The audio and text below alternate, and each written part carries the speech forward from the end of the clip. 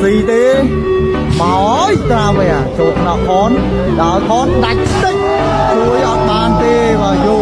ខ្លាញ់ខ្សែត្រង់ឬក៏ត្រាវិញខ្សែត្រង់ចូលថ្នាក់យូហានដល់ខនយ៉ាងណាចេញក្រៅយ៉ាបាទចេញពីម៉ាត់ឆ្វេងចោះកដាលមួយដាក់ឲ្យខនឡងជួយបានរុញដៃមួយឲ្យយូបុតទៅ5 2 ទល់នឹង 9 ឥឡូវត្រៀមមកពីខនទៅប្លោណាទៅឲ្យអូជួយបានដាក់ឲ្យដូស៊ីបាត់ទៅហើយខ្សែត្រង់ខូចបាត់ទៅហើយឲ្យយូហានដាក់ឲ្យខនបោះអូជួយបានដាក់ឲ្យដូអូតែមកប្រហែលយើងអូត្រៀមទៅហើយព្រៃព្រោះទៅហើយ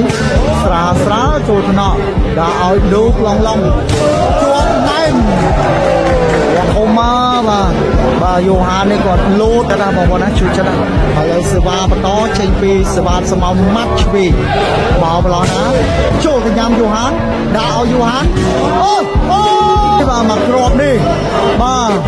អូញ៉ា